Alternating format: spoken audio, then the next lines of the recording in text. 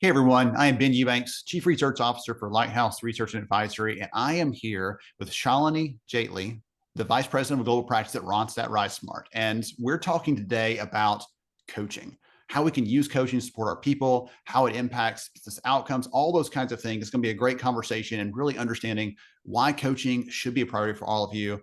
Shalini, welcome. So glad to have you with me. Pleasure to be here, Ben.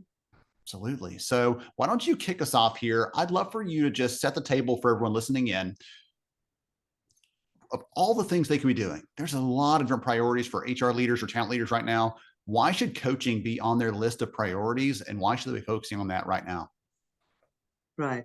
That's a great one to start with. The world of work is changing, right, fast around us. The skills are changing. The people who thought they had really valuable skill sets are now starting to doubt it and look into the future and say, will I stay relevant? Mm. So there are some of those real anxieties, I think, around in the work world itself. But I think more than that, at all levels, there is a need for having a safe space to have those vulnerable, confidential conversations, right? Things that you would not normally feel free to just talk to your colleagues about, right? I feel like an outsider even after a year on the job, right? Because I haven't met anybody. We're all working remote now, Yes. right? Or it could be that, hey, I really feel lost because I don't know what is relevant in terms of skill set going forward. Will I really keep my job? Right. So I think there are a lot of these anxieties playing up. And I think some of the learning and development leaders, Ben, are probably noticing that the fact that coaching has such a personalized one-to-one construct, in addition to having, to providing this safe space to have those vulnerable conversations, is making coaching something which is more sought after as a development tool by many. It's seen more at the executive level at the moment, but I think it's cascading. So I think those are some of the shifts that are very visible. But I think other key ones are also there. For example, we have an entirely new generation in the workforce, which learns a little bit differently, collaborates just a little bit differently, right? How do you engage them? How would they sort of work with the established norms of the previous generations in the organization? So there's a whole different angle to it.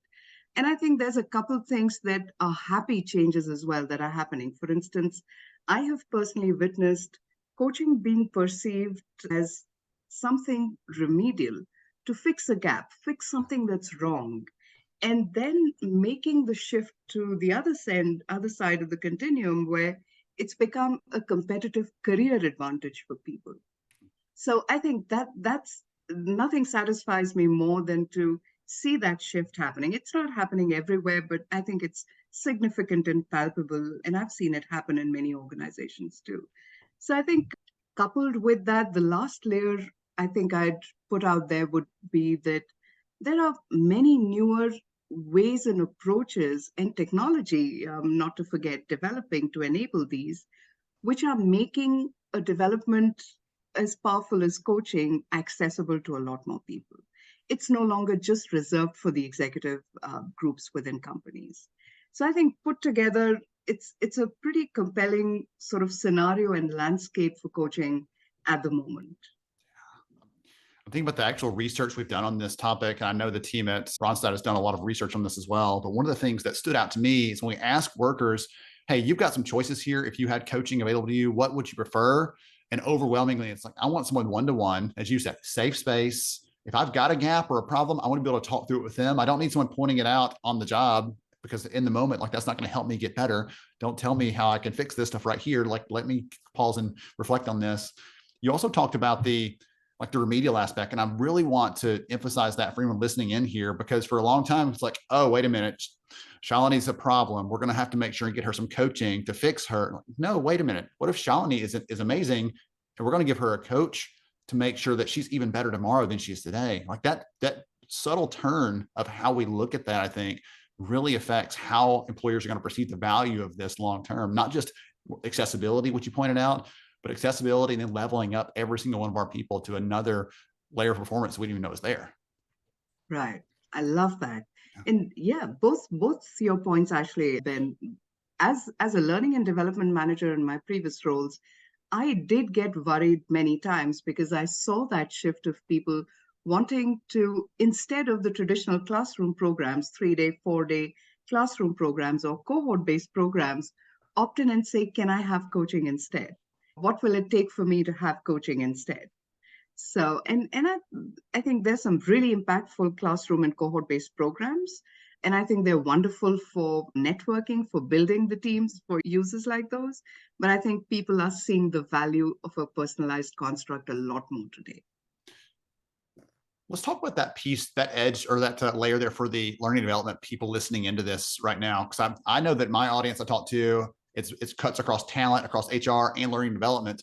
But one of the things I know learning leaders have tried to emphasize, have tried to support more in recent years is this layer of, or this support of more personalized learning. Let's make this really adaptive to the person. Let's really anchor in on what this person's about and the kinds of learning that are going to help them be more successful within their job, within their career stage, within the type of industry we're in, like all these different potential variables. And it's hard to develop content to do that. And it seems to me, well, the answer then isn't to try to create 50 flavors of content to try to solve that, or 50 types of courses, but to create this overarching layer of content that says, here's how we work here. And then we're going to give someone access to a coach as a way to make that very personalized and tailored to that person. Does that make sense to you? Am I off base there? What's your take on that? Total sense to me, Ben. I think I've seen organizations sort of harnessing coaching in conjunction with some of the programs that you're doing, Yes. right? Yes. So let's say I have a 3-day program around my developing women leaders in my organization, right? Now, you've built a certain level of awareness and responsibility through the program. There is a level of sensitization. But the minute you go out like that into the real world, where the others and their approaches and attitudes towards you have not changed, it just instantly disempowers all your learning.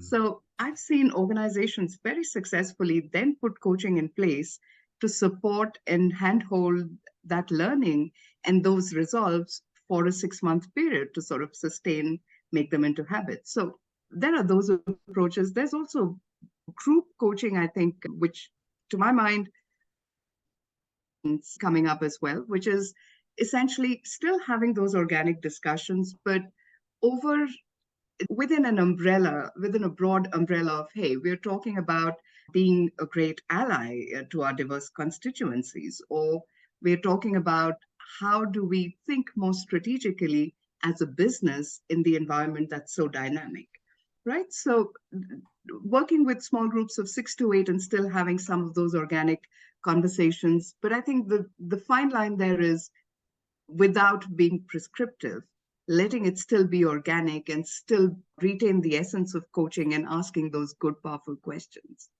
So, yeah. Okay. I'd really like that. It's not an either or solution, right? It's and. Let's use these other great programs, blended learning, classroom training, instructor, all those kinds of things, great online content paired with a coach to make it sticky, to make it tangible, to make it practical, to say, hey, you learned this in class. It's 6 weeks later. Are you doing that? I want to make sure to hold you accountable. Like there's all these great things that come from that. Excellent. One of the things I want to come back to, you mentioned generations earlier on. So anyone listening to this right now is probably living that right now. It's like, goodness, how do I make sure and adapt to meet the needs of this individual or this group when this other group needs something on the other end of the spectrum, it feels like. And so I'd like to talk to you to talk about that piece and how coaching fits in there, because like if someone's going in from a leadership development perspective, right, their needs from a coach are different than someone who is 2 or 3 years in their career, is maybe a high potential employee trying to think of what's next for them. Like the ways that they would access that coach and leverage that coach, support them for their next step, are a little different. So talk about that piece and how coaching can fit in there. That's a great perspective and an angle to explore as well, Ben. I think so. When you're a little bit ahead in your career, you're dealing with things like, how do I challenge my set patterns? How do I start thinking differently than what I've been thinking like and doing like for the last 20 years of my life and career, which has, by the way, been successful for me, right? It's worked for me. So many times I've seen very experienced people who have a tremendous growth mindset going into coaching just to challenge themselves and their patterns and become aware and then do things even better, right? And I think, I mean, obviously, for somebody who's an early talent or who's just come into the work world, clarity is a big takeaway that coaching can provide. Just the ability to, what will it take for me to become comfortable with this organization? Who are the key people I should build a relationship with to belong, right? How do I set goals? What are the goals that I set? Is it too early for me to think about my next move? Right? Things like those. So I think there's a lot of clarity and purpose that somebody early on in their career can derive from coaching. But I think more than that, it's also, there's an angle of, if I'm the manager, one of my roles, key roles as a manager is to be able to coach my team, right? That's the essence of why you would want to lead people. And I think that many times is confused with telling the people what to do, because in your mind as a leader, you believe that that is the right approach, right? It has worked for you. You believe it's the right approach. And in your mind, with total honesty, you want the person to succeed and you're giving them that solution without recognizing that what's worked for you in your frame of reference, your experiences in life, may not really work for the other person. Or there might be new approaches that have evolved or new creative thinking that might actually do much better in the scenario. So I think there's a confusion around, is spoon feeding coaching? And I think the constant confusion in organizations anyway around mentoring versus coaching contributes a little bit to that as well, right? Even people wanting to get coaching sometimes come in with the expectation that, hey, my coach is going to tell me what to do, give me the guidance, and show me the way, right? So I think that's also a fine line that many organizations are trying to straddle at the moment. A lot of the coaches that I know personally, they say, hey, I'm not going to give you the answers. I'm going to ask you questions and let you, explore and find the answers yourself. Because as you're building, it's like teaching to the test, essentially. If I teach you the answers, the exact answers to the test, and you memorize those, you haven't actually learned anything. You haven't gone through the hard things your brain needs to go through to be able to solve this problem in real life, whatever that problem happens to be. And so if that coach just says, or the manager just says, hey, just go do this, right, that individual, when they come to against another problem, right, either they're going to do the exact same thing or they're not going to know how to arrive at a solution. So when a coach is helping them do that, it may not be pleasant, by the way. It may not always be fun and exciting going through that, because growth and learning doesn't always equal fun. Sometimes it's hard and difficult. But when we look back at school, for example, I think of the teachers, professors that were the hardest ones. I learned the most in their classes at times. And I would hope the same thing. Someone's in a coaching relationship, I want them to like the coach. I want them to trust them. But if they're challenging and pushing you, that may be a good sign that you're actually learning and developing in the right direction. Absolutely. I would actually say, if coaching is working, one of the tests for me is it making you uncomfortable? Is it really helping you think a little bit and pushing you to look within and see what your attitudes towards something are? If a coach can really help you grow by doing that, it's such a foundational sort of process and reflection to do. Yes. And the best part about it, I think, is it's you cannot undo it. Once you realize some of those and bring that awareness, it's difficult to undo that. So then it gives you really a way to move forward with it. Yeah. Excellent. Okay. So one of the challenges I've seen some companies when they're approaching coaching or thinking about this, they're like, okay, well, this is just another program, right? This is just another thing. We're going to turn this switch on. We're going to do coaching, or turn it off, and we're fine. Like we've solved the problem. And I don't know if that's the right approach. It feels like this should be more of a way of life, right? A natural part of things, similar to, you probably heard this before, because I've said this lots of times. Other people in the learning and development world have said it. Hey, guess what? Learning isn't taking you away from work. Learning is part of your work. Learning is work, right? It's part of the job you're hired to do. And I feel the same way. Coaching shouldn't be this separate side thing that happens over here that we can just decide is not important anymore. It's actually part of your work. It's making you more capable, more valuable as an employee. Talk about that a little bit, if you don't mind, because I don't want someone to hear this and think, okay, we're going to commit to coaching for X amount of time, and then we're going to cut it all off, and all of our employees are good to go in the future, because I don't know if that's the right approach. Right. So in terms of coaching in its essence, I think it should absolutely be embedded in the flow of work for you, right? It should be something that you do every week, meet with your coach, perhaps every other week, whatever time frame sort of works for you. But what that really helps you do is things are relevant. You get to explore your approaches, nuances, and work with a coach to bring more clarity into it.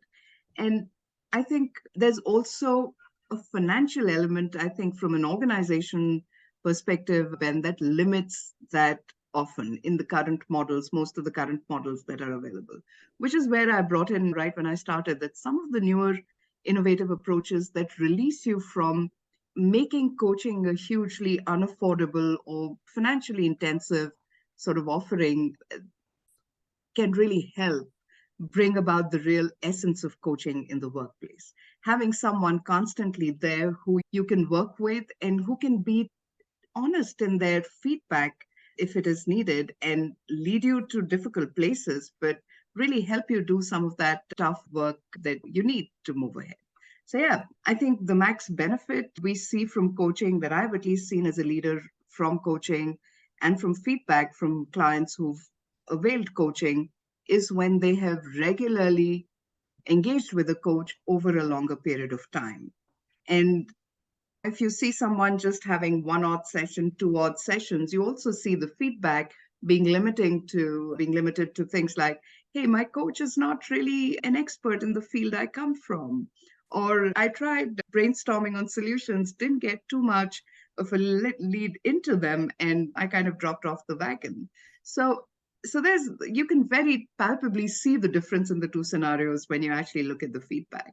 I've seen feedback like, hey, my coach has been my lifeline through this difficult transition at work, right? Or as I'm trying to figure out a new organization that I'm leading and trying to build clarity on our direction within that entire large, diverse, multi-geography pool, right? So there's a world of difference in the two scenarios and how you leverage coaching that you actually can get to see as the custodian of coaching.